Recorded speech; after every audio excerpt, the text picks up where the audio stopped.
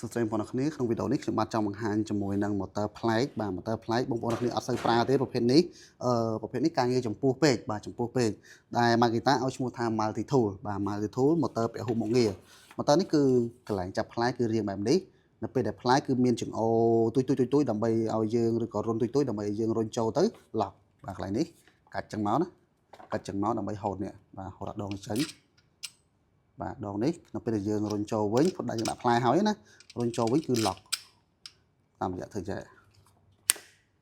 បាទអញ្ចឹងឡុកជាប់ហើយណាបាទប្រភេទនេះលេខកូដ TM 3010C បាទ 3010C គឺកន្លែងស្រែល្បឿននេះ C ហ្នឹងកន្លែងស្រែល្បឿននេះអូខេហើយយើងក៏លេខមើលផ្លែ accessory ដែលជាប់មកក្នុងប្រអប់វិញ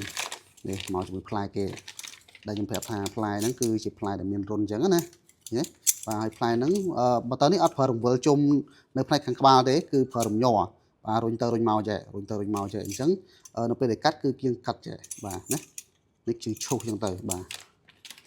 ហើយមានច្រើនប្រភេទមែនតើប្រភេទផ្លែនេះគឺយើងសម្រាប់ការងារឈើការងារបាទដៃការងារអីផ្សេងៗអញ្ចឹងទៅបាទនេះមកជាមួយនេះផ្លែខាត់គេគឺវាអត់ប្រើរង្វិលជុំទេអញ្ចឹងផ្លែមិនមែនជាផ្លែមូលទេនេះបាទរបស់គេហើយនឹងกระดาษខាត់ចឹងមកបាទអញ្ចឹងប្រអប់មកប្រអប់នេះគឺមានលេខកូដផ្សេងណានេះលេខកូដនៅប្រអប់TM 3010 CX10 អញ្ចឹងខ្ញុំបានថាបាទនៅលើទូម៉ូទ័រលេខកូដផ្សេងនៅលើកេសលេខកូដផ្សេងដោយសារនៅលើកេសមកជាមួយនឹងផ្លែជាច្រើនអញ្ចឹងបើសិនជាបងប្អូនអ្នកគ្នាចង់ដឹងព័ត៌មានបន្ថែមអាចឆាន់សួរបានបាទសូមអរគុណ